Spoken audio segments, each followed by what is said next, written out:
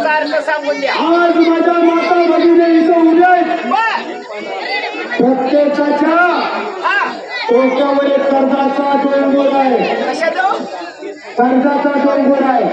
अहो घरामध्ये फुटका मनी नसेल पण कमीत कमी 2 लाखाचं कर्ज यांच्यावर आहे, तो म्हणजे बचत गटाचा. खरं सांगायचं आता माझ्या माता भगिनी हसल्या म्हणजे गोष्ट खरी. अहो तुमचं एवढं आउटस्टँडिंग जास्त आहे की दुसरा बचत गटातून लोनच मिळत नाही, मध्यंतर तुम्हाला लोनच मिळत नाही. सत्य परिस्थिती आहे. कारण माता हो या कोरोना काळामध्ये माझ्या माता भगिनी अडकल्या होत्या.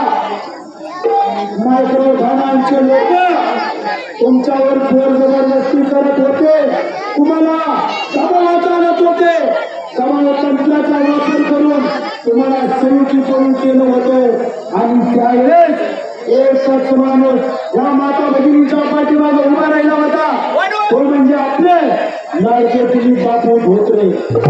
त्यांनी पुढाकार घेतला माता भगिनींच्या आश्रमाचा बदला घ्यायचा असं ठरवलं आणि त्यांनी त्या मायक्रो फायनान्सच्या विरोधात आणि बचत गटाच्या विरोधात फंड पुकारला.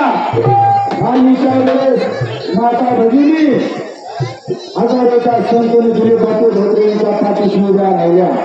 कारण तो आपल्यासाठी झटणारा नेता आहे, आपल्यासाठी काम करणारा नेता आहे, आपल्या सामान्य जनतेतून जन्म घेतलेला तो नेता आहे, सामान्य जनतेतून वर आलेला माणूस आहे.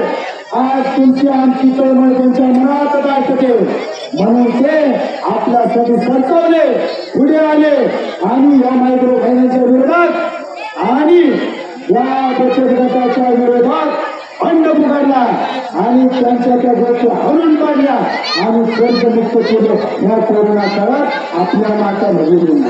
आणि म्हणून म्हणायचं आहे असा मनसेचा हा नेता खंबीर, कारण आपल्या माता भगिनीच्या पाठीमागे खंबीर म्हणजे उभा आहे. म्हणून पुन्हा एकदा म्हणतोय आदरणीय राजसाहेब ठाकरेंचा